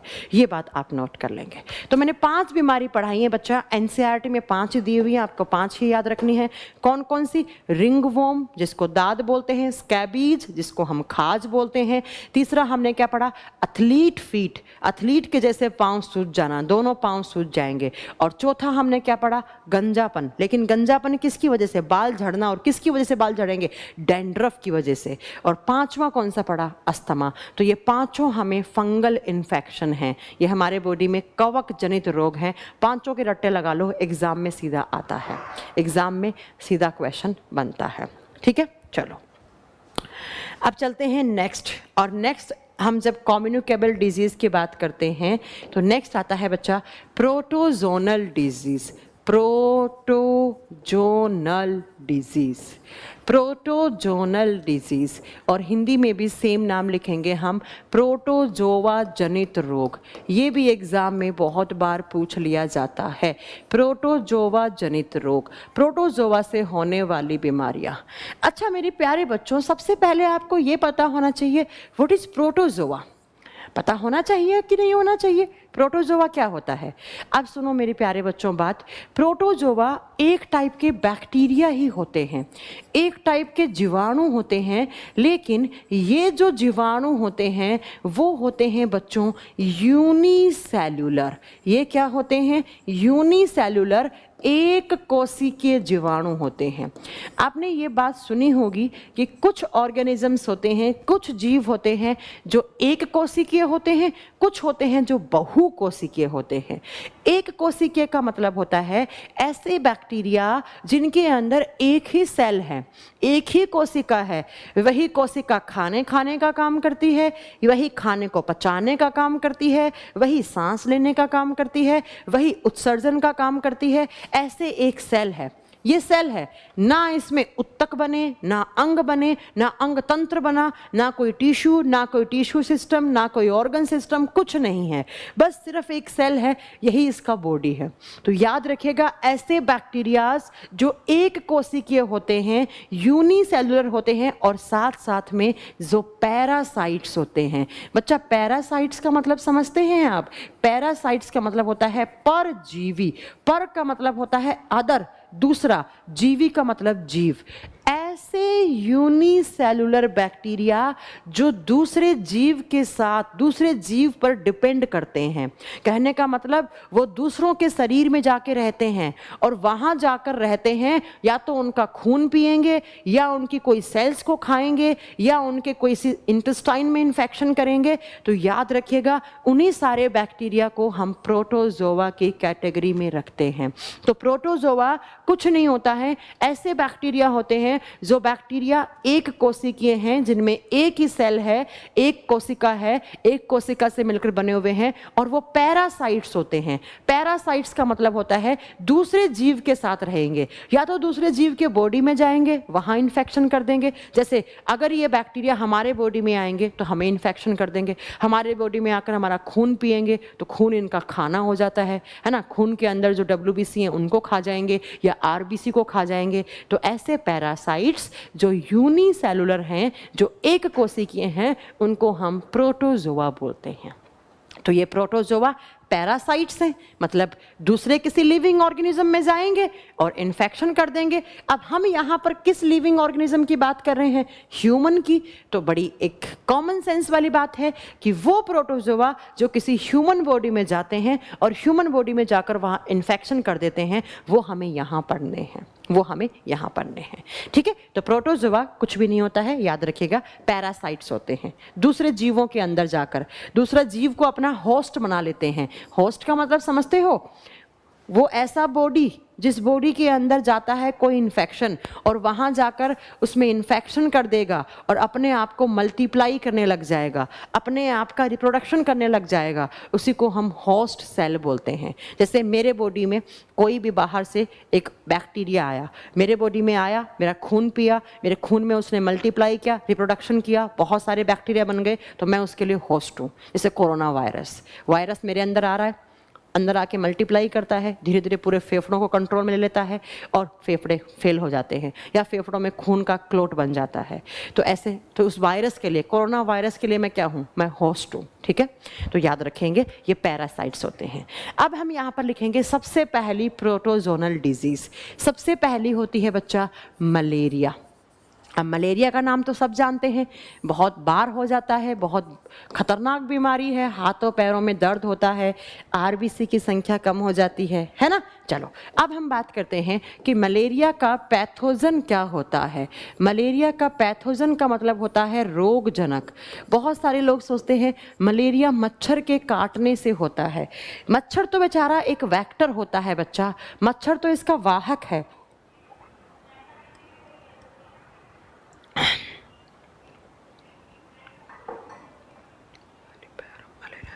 चलो अब देखो, मच्छर तो एक वेक्टर है, लेकिन एक्चुअल में मलेरिया में हमारे बॉडी में कौन आता है? तो आप बताओ कि एक प्रोटोजोआ आता है, और कौन सा? प्लाज्मोडियम। प्लाज्मोडियम नामक प्रोटोजोआ आता है, और ये प्लाज्मोडियम किसके अंदर रहता है? ये रहता है मेरे प्यारे बच्चों, किसके अंदर? एक मच्छर के अंदर। ठीक है, एक मच्छर के अंदर। मच्छर क्या हो जाएगा? इसका वाहक हो जाएगा। कौन सा मच्छर? Female Anopheles. फीमेल एनाफ्लीज, मादा एनाफ्लीज मच्छर के अंदर रहता है। अब आप सोच रहे होंगे, क्या मैम सारे के सारे फीमेल एनाफ्लीज, मतलब फीमेल मॉस्किटो होते हैं वही काटते हैं क्या? मेल नहीं काटते हैं क्या? अब मेरी बच्चों बात सुनो, इस बात को मैंने आपको डेंगू पढ़ाया, वहाँ पर भी लिखवाया फीमेल एडिस इजिप्टी, मादा एडिस इजिप्टी, जिसको टाइगर मॉस्किटो बोलते हैं। ठीक है, तो ऐसे ही फीमेल एनाफ्लीज लिख दिया मैम आपने। तो क्या सिर्फ फीमेल मॉस्किटो काटती हैं, मेल नहीं काटते हैं? मेल बहुत कम काटते हैं बच्चा। एक्चुअली जो मेल होते हैं, जो मेल मॉस्किटो होते हैं, वो अपना भोजन फूलों से ले लेते हैं। फूल के ऊपर बैठ जाएंगे, और आपने देखा होगा फूल के ऊपर एक होता है सैपल वाला पार्ट, वहाँ पर बैठ जाते हैं। फ्लावर के अंदर एक रस सा टपकता रहता है, उस रस को पी लेते हैं। उस रस में बहुत सारे न्यूट्रिएंट होते हैं, पोषक तत्व होते हैं, तो उसको खाकर वो सरवाइव कर जाते हैं। लेकिन जब फीमेल मॉस्किटो प्रेग्नेंट होती है, जब कोई मादा मच्छर प्रेग्नेंट होती है, तो उसके पेट में बच्चा है, तो बच्चे को भी उसको न्यूट्रिशन देना है, भोजन देना है। तो जिस टाइम पर वो प्रेग्नेंट होती है, उसका बच्चे में भूख लगती है, तो वो खाने की डिमांड करता है, तो फीमेल मॉस्किटो हम लोगों को काटने लग जाती हैं। तो जनरली जो मेल मॉस्किटो होते हैं वो फूल के रस से या फ्लावर सैपल, फ्लावर बर्ड या फूल से जो लिक्विड निकलता है वहाँ से अपना भोजन ले लेते हैं, या कचरे के डिब्बे वगैरह पे बैठ जाते हैं। जैसे किसी कचरे का डिब्बा है, वहाँ पर हमने जूठा खाना वाना डाला, उस पर बैठ जाएंगे, उसमें से न्यूट्रिशन ले लेंगे। लेकिन जो फीमेल मॉस्किटो होती हैं उनको ज़्यादा न्यूट्रिशन की रिक्वायरमेंट होती है, क्योंकि वो प्रेग्नेंट हैं, और जब वो प्रेग्नेंट हैं तो उनके बच्चे को भी खाना चाहिए। इसलिए फीमेल मॉस्किटो ज़्यादा काटती हैं in comparison to male mosquito. ठीक है, चलो। तो अब क्या होता है बच्चा मलेरिया में कि ये जो मच्छर है फीमेल एनाफ्लीज मॉस्किटो, देखो बच्चा ये मच्छर कहाँ रहता है? मल का मतलब होता है बैड, और एरिया का मतलब होता है यहाँ पर एयर। तो ये मच्छर रहता है बैड एयर में। अब बैड का मतलब दिखने में बैड थोड़ी ना होगी, दूषित हवा, मतलब ऐसी एयर जो बहुत ज़्यादा कॉन्टामिनेटेड है। कहने का मतलब हमारे घर के सामने कचरे का डिब्बा पड़ा है, कचरे के डिब्बे में आपने इतना कचरा डाला कि वो कचरा बाहर आ गया, उस कचरा सड़ गया, और सड़ा तो उसकी सड़ने की जो बदबू है उससे ये मच्छर वहाँ जाकर बैठ गया। कीचड़ है, कीचड़ के अंदर कुछ पड़ा है, खाने वाने का सामान कुछ डल गया, बदबू आ रही है, उसके पास चला गया। और मतलब कचरे के डिब्बे के पास जो एयर है, वो आप जाते हैं कचरे के डिब्बे के पास से गुजरते हैं तो आप नाक बंद कर लेते हैं, क्योंकि वहाँ पर बैड एयर है, और उसी एयर में ये मच्छर पनपते हैं, उसी एयर में ये मच्छर रहते हैं। तो मलेरिया बैड एयर मतलब जो खराब हवा है उसके अंदर जो मच्छर रहता है, तो उस मच्छर के अंदर ये प्लाज्मोडियम रहता है। अब इस मच्छर ने आपको काटा, तो जैसे ही मच्छर ने आपको काटा, तो मच्छर काटता है तो क्या निकलता है? खून, क्योंकि ये मच्छर क्या पीता है? खून। इसने खून क्यों पिया? क्योंकि खून में होता है न्यूट्रिशन, पोषक तत्व है, खून में विटामिन होते हैं, खून के अंदर कुछ शर्करा मिली हुई होती है, ग्लूकोज होता है आपके खून के अंदर। बहुत बार पढ़ा है ना, ब्लड शुगर क्या है? ग्लूकोज। तो ये खून पी लेगा, अपना काम तो हो गया इस मच्छर का, खून पिया, खून को चूसा, तो खून में क्या निकला? इसको ग्लूकोज मिल गया, इसके बच्चे का क्या हो गया? काम सही हो गया इस मच्छर का। और हमारे खून में ये क्या छोड़ गया? प्लाज्मोडियम छोड़ गया। अब ये प्लाज्मोडियम हमारे खून में आएगा, और ये प्लाज्मोडियम क्या करेगा? धीरे धीरे हमारे खून के अंदर जो आरबीसी हैं, आरबीसी होती हैं रेड ब्लड सेल, लाल रुधिर कोशिका, उनको खा जाता है। इस प्लाज्मोडियम का खाना होता है आरबीसी। तो बच्चा जैसे ही प्लाज्मोडियम आया आरबीसी को खाएगा, और थोड़ी बहुत ये प्लेटलेट्स को भी खाता है। लेकिन मेरे प्यारे बच्चों बात याद रखना कि आरबीसी इसका मेन फूड होता है। इसीलिए जब हमको मलेरिया होता है तो आरबीसी और प्लेटलेट्स की क्या हो जाती है? कमी हो जाती है। आप जाते हैं डॉक्टर के पास तो डॉक्टर क्या बोल देता है कि हमें क्या हो गया? आप बता देंगे आपके अंदर प्लेटलेट्स का काउंट कम है या आरबीसी का काउंट कम है, मतलब आपको मलेरिया हुआ है। तो जैसे ही मच्छर ने काटा बच्चा, तो हमें क्या मिला? तो आप बताएंगे हमें मिल गया यहाँ पर, हमें हमारे बॉडी में प्लाज्मोडियम नामक प्रोटोजोआ आया, और ये एक बैक्टीरिया की प्रजाति है। प्लाज्मोडियम आएगा, हमारे खून में आरबीसी खाएगा, प्लेटलेट्स खाएगा, इसलिए हमारे बॉडी में आरबीसी और प्लेटलेट्स की क्या हो जाएगी? कमी हो जाएगी। अब ये जो प्लाज्मोडियम है ना बच्चा, ये भी 4 प्रकार के होते हैं। इन प्लाज्मोडियम की भी 4 जातियां होती हैं, आप लिख लेना इस चीज़ को। प्लाज्मोडियम की भी 4 स्पीसीज होती हैं।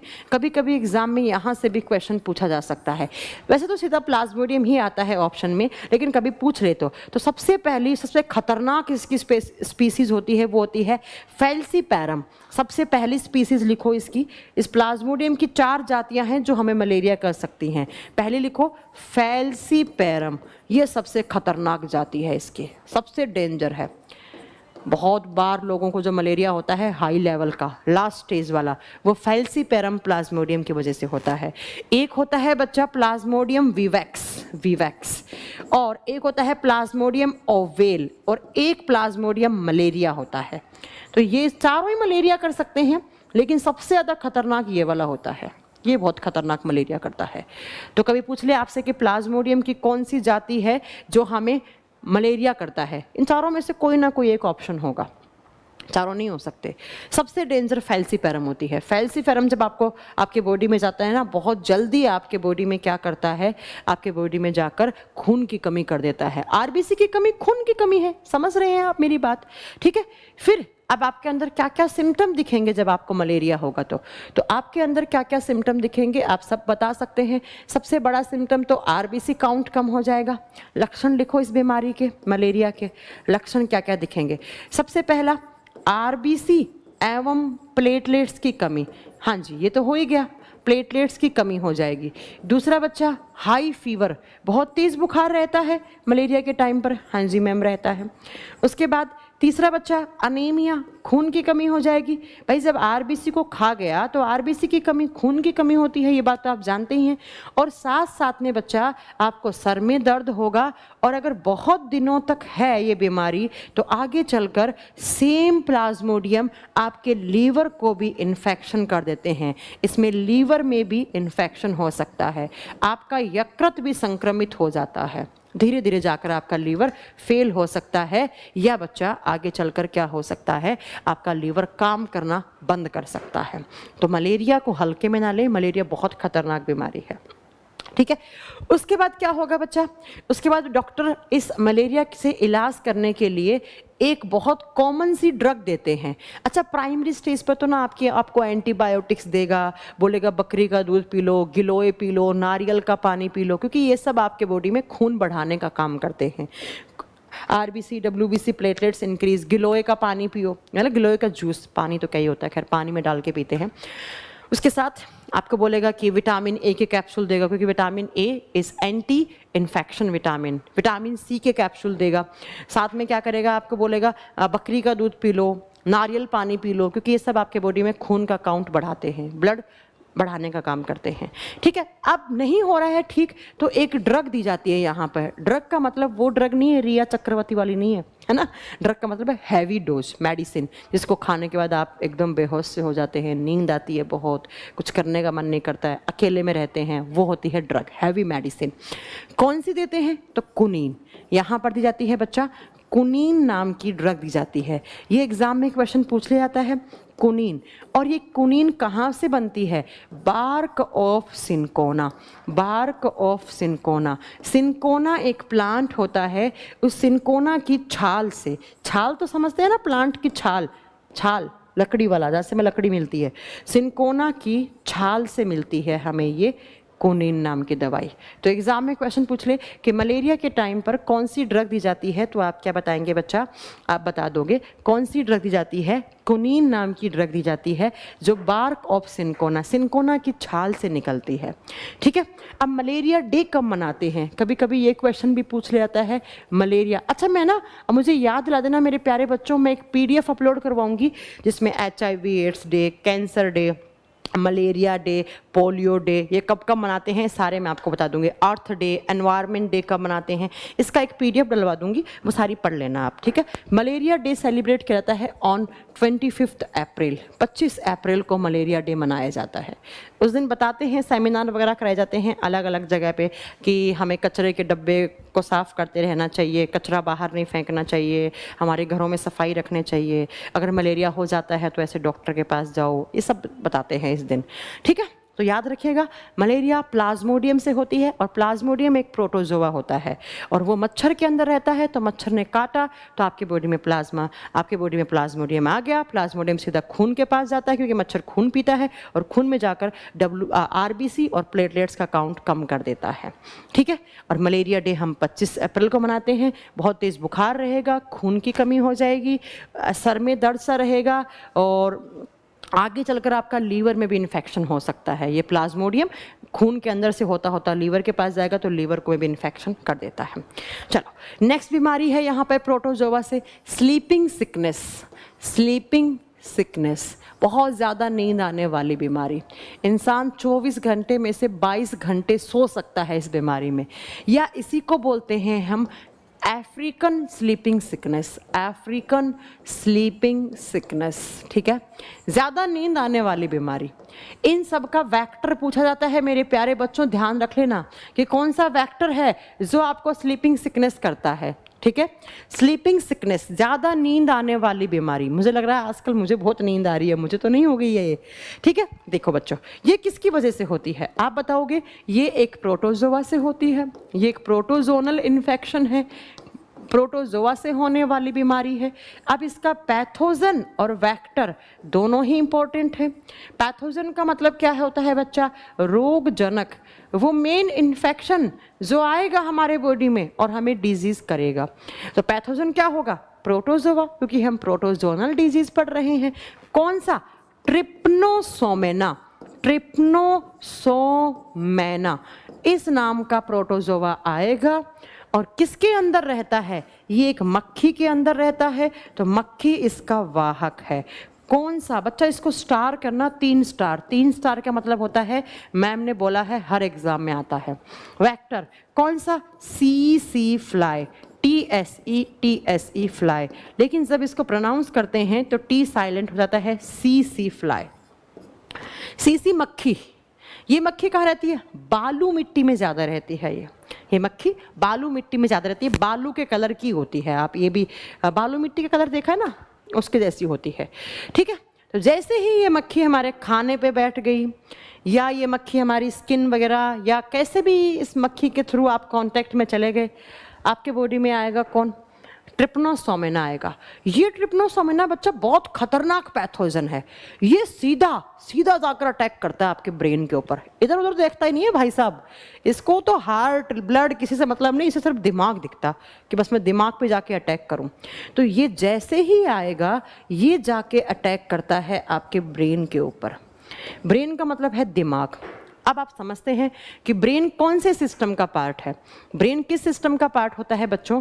तो आप बताएंगे ब्रेन नर्वस सिस्टम का पार्ट है। तो ये बीमारी किस सिस्टम को इफेक्ट करती है? नर्वस सिस्टम को इफेक्ट करती है। नर्वस सिस्टम का मतलब होता है तंत्रिका तंत्र। तंत्रिका तंत्र को प्रभावित करेगा। ब्रेन के ऊपर अटैक करता है ये सीधा, इसको छोटा मोटा मत मानना। नर्वस सिस्टम के ऊपर अटैक करेगा तो अब क्या होगा? आपका ब्रेन हिल जाएगा। हिलने का मतलब है ब्रेन के सेंसेस काम करना बंद कर देंगे। अब लिखो इस बीमारी में क्या क्या लक्षण दिखेंगे। एक तो बच्चा, इसका सबसे पहला लक्षण है सेवरेज स्लीपिंग। सेवरेज स्लीपिंग का मतलब है बहुत लंबे समय के लिए सोना। बहुत लंबे समय के लिए सोना मतलब बहुत नींद आती है, आपकी कोई गलती नहीं है यहाँ पर, आपको बहुत ज़्यादा नींद आती है। दूसरा, इस बीमारी में आपका बिहेवियर चेंज हो जाता है, बहुत ज़्यादा इरिटेटेड रहते हो आप। बिहेवियर चेंज, भाई जब 24 घंटे में से 22 घंटे आप सोओगे तो इरिटेट तो हो ही जाओगे। आपका बिहेवियर बहुत चिड़चिड़ा हो जाता है, बहुत अजीब सा बिहेवियर हो जाता है। पॉजिटिविटी आपकी कम होने लग जाती है, नेगेटिविटी आपकी बढ़ जाती है, और आप में कंफ्यूजन पैदा हो जाता है। बहुत ज़्यादा कंफ्यूज हो जाते हो। एक्चुअली किसी बात पर आपको कंफ्यूज होना ही नहीं है, उस बात पे भी हो जाते हो। मैं वॉशरूम जाऊं कि नहीं जाऊं, यहाँ तक ऐसी हालत हो जाती है कि आपको यूरिनेशन की फीलिंग्स आ रही हैं, आपको यूरिन आ रहा है, लेकिन आप वॉशरूम जाएं कि नहीं जाएं, इस बात के लिए आप कंफ्यूज हो जाते हैं। सोचिए मैं पानी पीऊं या नहीं पीऊं, ऐसी कन्फ्यूजन, ऐसे सिली कन्फ्यूजन पैदा हो जाती हैं। और एंड में चलकर बच्चा धीरे धीरे आपकी मेमोरी लॉस हो सकती है। आपको 1 वीक पहले पढ़ाई की थी वो भी याद नहीं रहेगी, आपकी याददाश्त कमज़ोर होने लग जाती है। बिहेवियर चेंज होगा, क्योंकि दिमाग में जाकर इन्फेक्शन करा ना इसने, तो दिमाग का कोई भी पार्ट ब्लॉक हो सकता है। मेमोरी बनेगी नहीं, याददाश्त स्टोर नहीं होगी, मेमोरी लॉस हो जाएगा, बिहेवियर चेंज हो जाएगा, कंफ्यूज होने लग जाओगे, किसी आपकी कंसंट्रेशन पावर बिगड़ जाएगी, बहुत नींद आएगी, एकदम आलसी हो जाओगे, लेजी हो जाओगे, आप कुछ करने का मन नहीं करेगा, नेगेटिविटी बहुत ज़्यादा आ जाएगी आपके ब्रेन के अंदर। ये सारी सिम्टम्स देखने को मिलते हैं स्लीपिंग सिकनेस या अफ्रीकन स्लीपिंग सिकनेस के अंदर, जो आपसे एग्ज़ाम में बहुत बार पूछा जाता है, ठीक है, जो आपसे बहुत बार एग्ज़ाम से पूछा भी जाता है। ओके, चलो अब चले नेक्स्ट। तो पहली बीमारी हमने प्रोटोजोआ से कौन सी पढ़ी? मलेरिया। दूसरा अफ्रीकन स्लीपिंग सिकनेस या स्लीपिंग सिकनेस, जो किसकी वजह से होती है? सी सी फ्लाई। ये बहुत बार पूछा जाता है एग्जाम में। चलो नेक्स्ट बीमारी लिखते हैं एल्फेंटियसिस। हाथी पांव, एक पांव सूजकर हाथी के जैसा हो जाता है। ये सारी एग्जाम में पूछी जाती है बच्चा। एलिफेंटियसिस या इसी बीमारी को बोलते हैं फिलेरियसिस। दोनों एक ही नाम है। हिंदी में बोलते हैं हाथी पांव रोग। इसकी इमेज देखना आप गूगल पे, इसमें अगर गूगल चल रहा होगा तो आपको दिखाती हूँ, रुको। एक पांव सूजकर इतना मोटा हो जाएगा हाथी के जैसा, 80-90 किलो का एक पांव हो जाता है। एक पांव में सूजन देखी जाती है इस बीमारी में मेनली। ठीक है, अब क्या होता है बच्चा, इस बीमारी होती कैसी है? तो इसका पैथोजन कौन होता है? पैथोजन का मतलब होता है रोगजनक, और रोगजनक एक टाइप का क्या होगा? प्रोटोजोआ होगा। कौन सा प्रोटोजोआ? आप लिखेंगे वुचरेरिया ब्रोनकाफ्टी। ये एक टाइप का क्या है? एक टाइप का प्रोटोजोआ है। अब ये किसके अंदर रहता है? ये भी एक मच्छर में रहता है बच्चा। Female Culex mosquito, female Culex mosquito, मादा क्यूलेक्स मच्छर, इस मच्छर के अंदर रहता है। अब ये मच्छर आपको काट गया तो क्या छोड़ गया आपके खून में? बताओ जरा, क्या छोड़ गया? वुचरेरिया ब्रोनकाफ्टी। अब ये वुचरेरिया ब्रोनकाफ्टी क्या करेगा? सीधा हमारे पाँव में आएगा।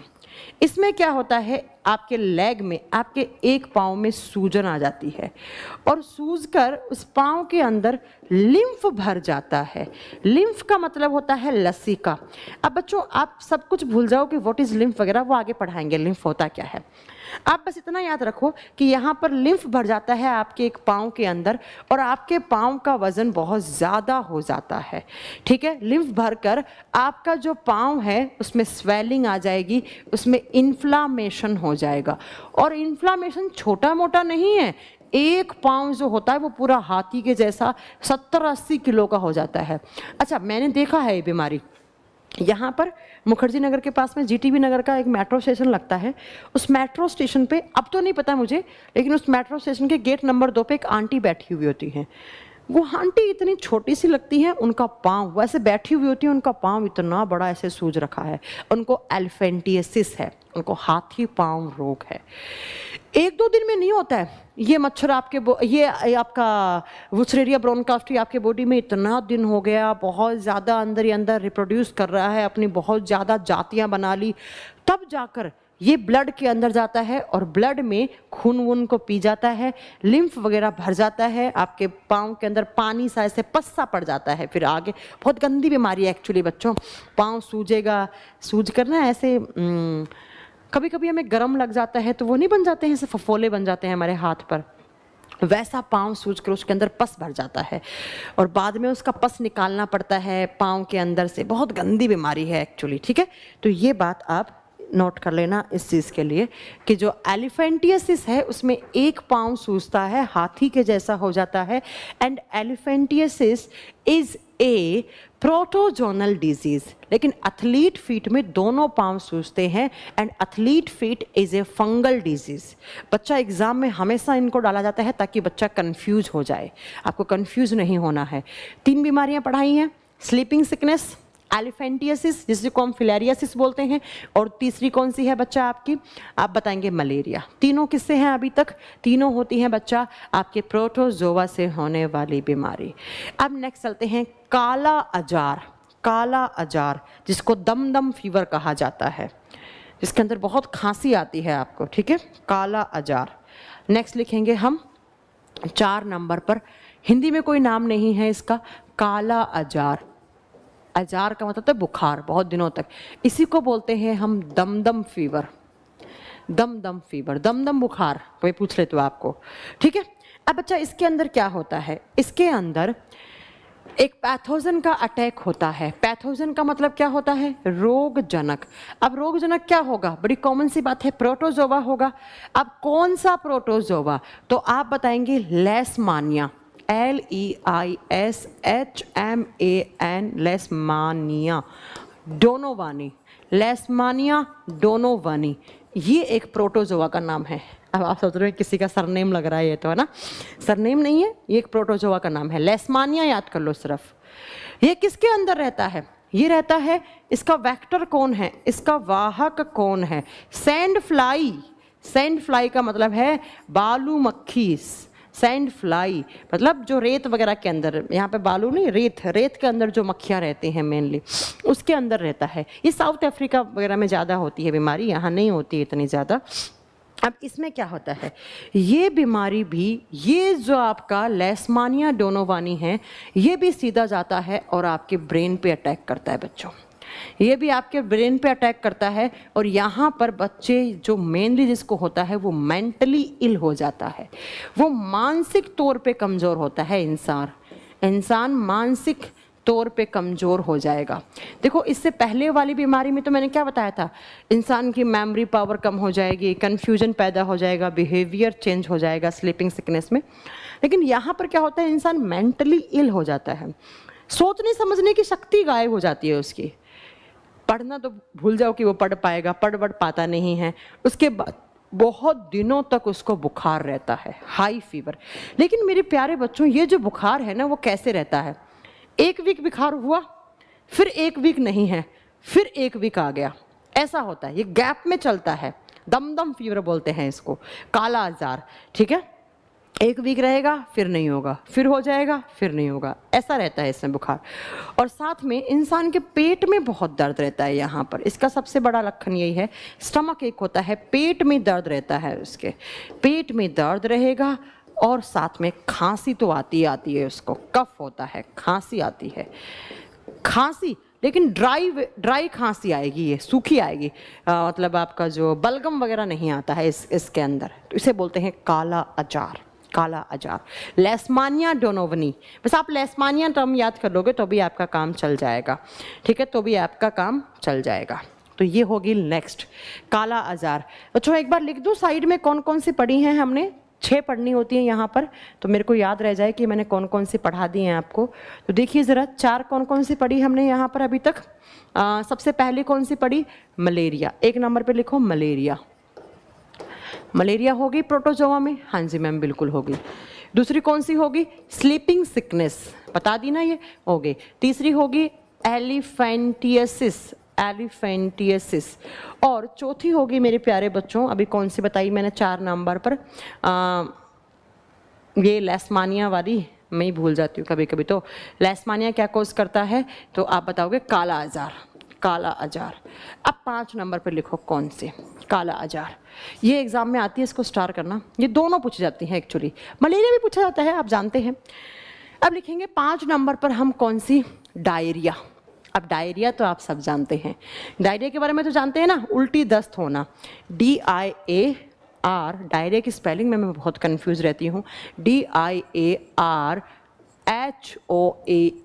शायद यही होती है, आप देख लेना, या ओ पहले आएगा एच से, ऐसा कुछ होता है, स्पेलिंग के कोई मार्क्स नहीं होते हैं, देख लेना।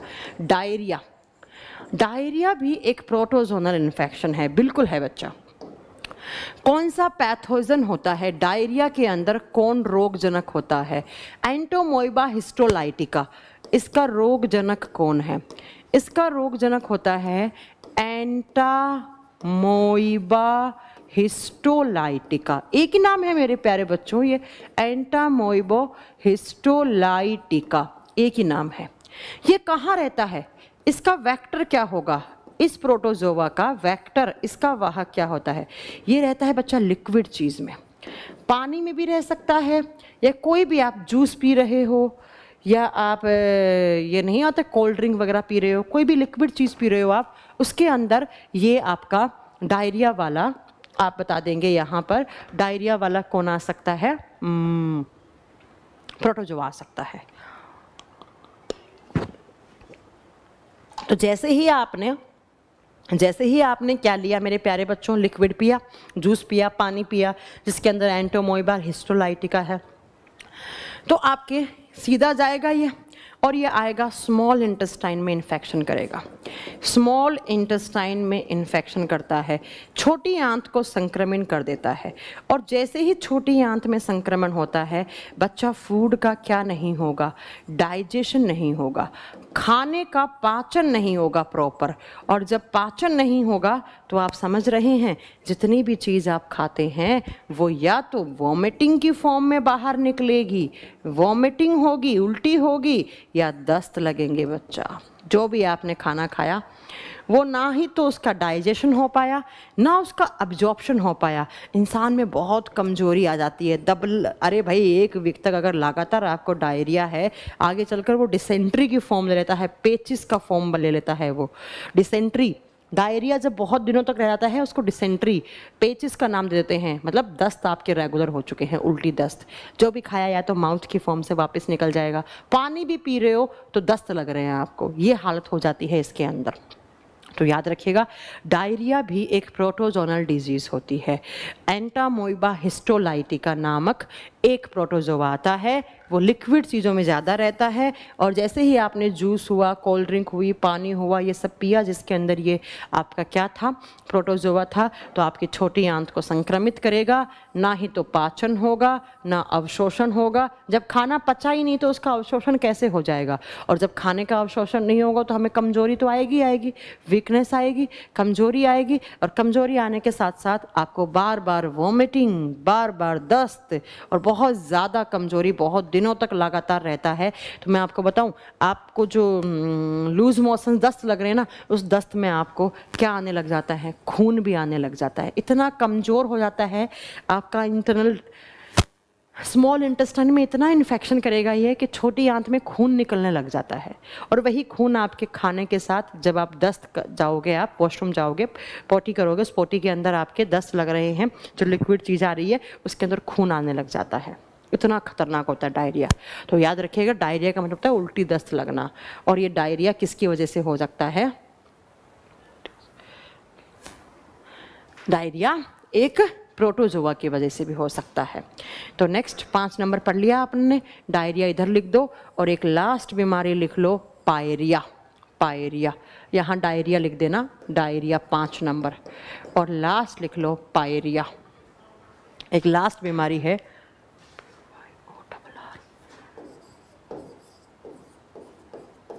पायरिया। पायरिया तो पता होगा क्या होता है, हमारे जो दांत हैं उनसे खून आने लग जाता है, पायरिया। लेकिन इसके अंदर क्या होता है, इसके अंदर जो पैथोजन होता है उसका नाम क्या होता है? डायरिया भी एक प्रोटोजोनल डिजीज़ है। डायरिया का भी एक रोगजनक जो प्रोटोजोआ होता है वो कौन होता है? आप लिखेंगे एंटामोइबा।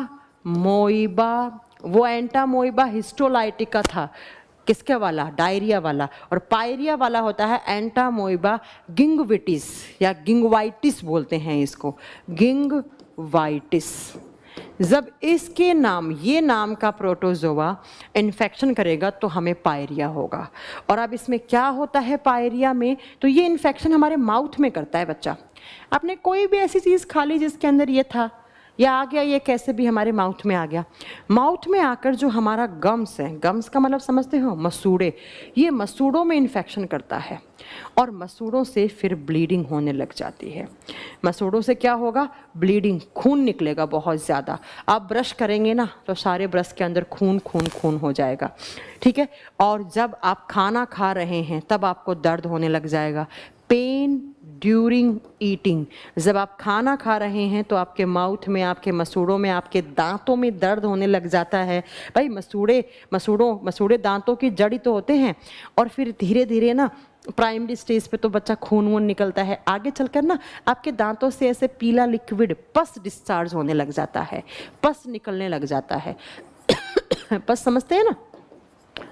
पस डिस्चार्ज होगा, दांत कमज़ोर हो जाएंगे, दांतों की जड़ें कमज़ोर हो जाएंगी, आपके मसूड़े हैं वो स्वोल हो जाएंगे, स्वोलन गम्स हो जाएंगे, मतलब मसूड़े सूज जाएंगे, मसूड़ों में सूजन हो जाएगी, सूजेंगे, और ये जो मसूड़े नीचे वाले ऐसे फूल जाते हैं इतने ज़्यादा, ब्रश करोगे तो खून निकलेगा, पस निकलेगा, क्योंकि धीरे धीरे दांतों की जड़ों को कमज़ोर कर देगा, दांत गिर सकता है आपका, दांत काला सा हो जाएगा, कितने ब्रश कर लो दांत काले से पड़ने लग, काले काले से चकते से पड़ने लग जाते हैं और आपके दांत लूज हो जाते हैं। लूज का मतलब वही दांत गिरना, तो उसे बोलते हैं पायरिया।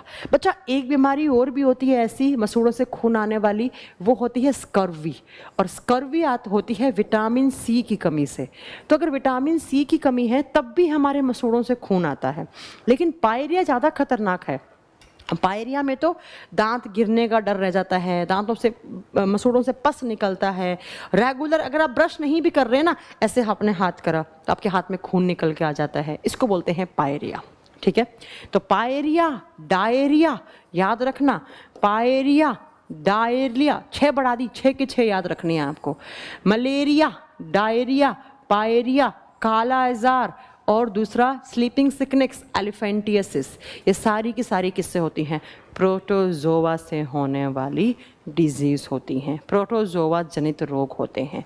इससे ज़्यादा प्रोटोजोआ में कुछ नहीं आता है, बस यही बीमारी है जो आपको पढ़नी है, बस यही बीमारी है जो आपको पढ़नी है। तो प्रोटोजोआ वाली भी हो गई और साथ साथ में और कौन सी हो गई?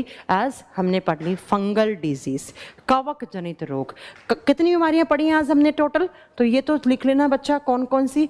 अच्छा, इनका कोई ट्रिक बना लो यार, तुम लोगों को ट्रिक व्रिक बनानी आती है, तो मुझे तो मैं ट्रिक से कभी याद नहीं करती।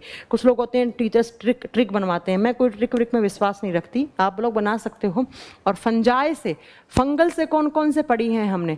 फंगल से बताओ जरा कौन कौन सी? अस्थमा, दूसरी स्कैबीज, तीसरी रिंग वॉर्म, चौथी एथलीट फीट, एथलीट फीट, और 5वीं कौन सी पढ़ी थी हमने? आपका वो बाल्डनेस, गंजापन, बाल्डनेस, गंजापन। तो इतनी बीमारी पढ़ ली हमने और ये इतनी ही ज़्यादा पूछी जाती हैं। ठीक है, यही मेन होती हैं आपके जो एग्ज़ाम में क्वेश्चन बन जाता है। तो याद रखिएगा, प्रोटोजोआ एक टाइप का बैक्टीरिया ही होता है और इसी बैक्टीरिया से इन्फेक्शन हो जाता है हमारे बॉडी में। ये पैरासाइट्स हैं, मैंने कहा ना दूसरे जीवों के बॉडी में आके इन्फेक्शन करते हैं। तो ऑल आर पैरासाइट्स, ये सारे के सारे परजीवी हैं, दूसरे जीवों के बॉडी में जाके इन्फेक्शन करते हैं। ठीक है, ऐसे ही ये फंगस थे। लेकिन फंजाई जो होते हैं वो मेनली कौन सी डिजीज़ कोज करते हैं? Skin infection. अगर यहाँ खोपड़ी में करेंगे तो डैंड्रफ कर देंगे, यहाँ करेंगे तो दाद कर देंगे, स्मॉल इंटेस्टाइन में चला गया तो स्मॉल इंटेस्टाइन में इन्फेक्शन हो जाएगा, ट्रैकिया में गया तो अस्थमा हो जाएगा। ये बात आप याद रखेंगे। तो इतनी बीमारी प्रोटोजोनल एंड फंगल डिजीज़ में पढ़नी थी। अब बच्चों कल की क्लास में मैं आपको क्या पढ़ाऊंगी, आज इतना ही पढ़ेंगे हम। कल देखो बच्चों, जेनेटिक डिजीज़ और साथ में कुछ छोटी मोटी डिजीज़ बची हैं। ब्रेन वाली यहाँ नहीं करवाऊंगी, ब्रेन के डिसऑर्डर मैंने सोचा से मैं ब्रेन पढ़ाऊंगी तब करवाऊंगी, इसके बाद चैप्टर ब्रेन ही पढ़ाऊंगी आपको। ठीक है, तब वहाँ पे करवा दूंगी, यहाँ नहीं पढ़ानी। आनुवंशिक रोग और उसके साथ साथ ना कुछ इनसे होते हैं, जैसे मीना माटा क्या होता है, ये आती है ना कभी कभी, मीना माटा मतलब निकिल कौन सी बीमारी करता है, कैडमियम कौन सी करता है, मरकरी कौन सी करता है, ये बीमारी पढ़ानी है थोड़ी सी। मीना माटा हो गया, इटाई हो गया, डर्मेटाइटिस हो गया, इन तीनों से ये बतानी है। और एक बताना है कैंसर, बस। डायबिटीज़ तो पढ़ा चुकी हूँ ना, डायबिटीज़ इंसुलिन वाली क्लास में पढ़ा चुकी हूँ, वापस नहीं पढ़ाऊँगी। और कैंसर, बस, फिर आपका ये चैप्टर फिनिश हो जाएगा, कल ये चैप्टर आपका फिनिश हो जाएगा। ठीक है, तो नोट कर लेना। जेनेटिक में कौन सी करवाऊंगी? Sickle cell anaemia, thalassaemia, haemophilia, colour blindness, Turner syndrome, Down syndrome, Patau syndrome, ये करवाऊंगी। ये तो 10 मिनट की हैं। निकिल क्या करता है, कैडमियम क्या करता है, मरकरी क्या करता है, लेड से भी कौन सी होती है, बस ये 4 ही आती हैं एग्जाम में। ठीक है, ये सारी करवा दूंगी और कैंसर करवा दूंगी, बस ये सब खत्म। हार्मोनल डिजीज़ पहले ही करवा चुकी हूँ। हार्मोन जब मैंने आपको एंडोक्राइन सिस्टम करवाया होगा तो करवाए होंगे, अब जिनको नहीं करवाया उनको मैं करवा दूंगी, घबराने की ज़रूरत नहीं है। वैसे तो करवा दिया ऑलमोस्ट सारे बैचेज में। ठीक है, वहाँ पर देखो कितनी सारी करवाई थी, याद है तुम लोगों को? हार्मोनल डिसऑर्डर कितने सारे करवाए थे, थायराइड की वजह से गोइटर, एडिसोन्स रोग, ग्रेव डिजीज़, माइक्सोडेमा, सारी याद है ना, इंसोमनिया, वो कितनी सारी बीमारियाँ करवाई थी। कोई बीमारी नहीं छूटेगी आपकी, इतनी सारी पढ़ लेंगे तो। ब्रेन में करवा दूंगी, ठीक है। ब्रेन वाला डिसऑर्डर ब्रेन के ही चैप्टर में करवा दूंगी, तो ताकि आपको इजी रहेगा कि मेमोरी लॉस कैसे होता है, एक होता है मल्टीपल डिसऑर्डर डिजीज कैसे होता है, सीजोफ्रेनिया सुना है ना, वो कैसे होता है, ये सब बता दूंगी मैं। शॉर्ट टर्म मेमोरी लॉस कैसे होता है तो वो वहीं पर बता देंगे, यहाँ पढ़ाने की ज़रूरत नहीं है। बस कल आपका चैप्टर फिनिश। तो आज की क्लास यहीं तक है, क्योंकि अगली क्लास है मेरी 6:30 बजे। तो थोड़ा सा अब आप लोग मुझसे डाउट पूछ सकते हैं, या कोई भी आपकी बात है वो आप मेरे से बात कर सकते हैं। मैं कमेंट सेक्शन ऑन करवा रही हूँ, कोई भी आपका डाउट वगैरह है आप मुझसे पूछ सकते हैं। जल्दी से 5 मिनट में आप मुझसे जल्दी से पूछिए प्लीज़। जो पढ़ाया है उसका डाउट कमेंट सेक्शन ऑन करना बेटा। हाँ सुमन कह रही है, हाँ सुमन अगर करवाया होगा तो मैं करवा दूंगी बच्चा।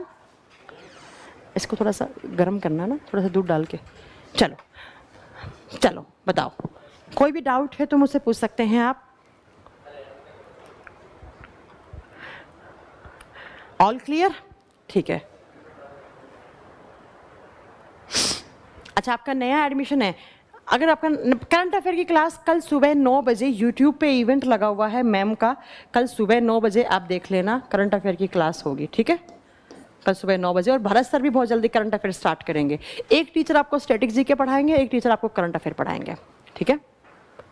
स्कर्वी में भी खून आता है, लेकिन बच्चा स्कर्वी विटामिन सी की कमी से होता है, ठीक है। हाँ डिजीज की पीडीएफ अभी अपलोड करवा दूंगी। All clear? Okay. Reproductive system करवा दूं? हाँ करवा दूंगी, तुम क्यों चिंता करते हो, मुझे सब पढ़ाना है, मैं सब पढ़ाऊंगी, ठीक है। ओके रिप्रोडक्टिव सिस्टम भी करवाऊंगी मैं, तुम क्यों इतना चिंता करते हो। प्लांट डिजीज बच्चा यहाँ नहीं करवाती हूँ मैं, प्लांट डिजीज बॉटनी का पार्ट है। जब आप लोग यार कितने बेवकूफों जैसी बात करते हो, जब मैंने साफ साफ लिखा है ह्यूमन डिजीज, मतलब ह्यूमन में होने वाली बीमारियां ना, तो मैं ये थोड़ी ना करवा दूंगी। प्लांट डिजीज करवाऊंगी, बिल्कुल करवाऊंगी, प्लांट में भी बीमारियां होती हैं, लेकिन वो बॉटनी में करवाऊंगी ना, बॉटनी में करवाऊंगी, ठीक है। ओके आप जिनकी केमिस्ट्री की क्लास है वो 6:30 बजे मुझसे केमिस्ट्री की क्लास में मिल सकते हैं, ठीक है। जिनकी केमिस्ट्री क्लास है 6:30 बजे मिल सकते हैं मुझसे। ग्रुप डी क्लियर हो जाएगा? बिल्कुल हो जाएगा बच्चा, बिल्कुल हो जाएगा। हाँ मैं डिजीज का चैप्टर अभी डलवा दूंगी, ठीक है। थैलेसेमिया पढ़ाऊंगी बच्चा, कल पढ़ाऊंगी thalassaemia, sickle cell anaemia, haemophilia, colour blindness, कल बताऊंगी, ठीक है। चलो थैंक यू सो मच। बकरी के दूध में कौन सा प्रोटीन होता है? लिख लो बच्चा। एक बच्चे ने मेरे से क्वेश्चन पूछा है कि गोट मिल्क में, बकरी के दूध में जिलेटिन होता है, जिलेटिन प्रोटीन होता है बकरी के दूध में, गोट मिल्क में। और जो गाय और भैंस होती हैं उनके दूध में होता है केसिन प्रोटीन, ठीक है। और ये जो होता है ना ऊपर वाला, ये आपकी प्लेटलेट्स बढ़ाता है, इसीलिए डॉक्टर बोलता है कि बकरी का दूध पीजिए, है ना। हिंदी में भी पीडीएफ मिलता है बच्चा। लीवर भी करवाएंगे, लीवर डाइजेस्टिव सिस्टम में पढ़ाते हैं हम। चलिए हाँ जी, मनोज सर की क्लास सुबह होती है बच्चा, सुबह होती है मनोज सर की क्लास, रात में नहीं होती है मैथ्स में। चलिए thank you so much, thank you.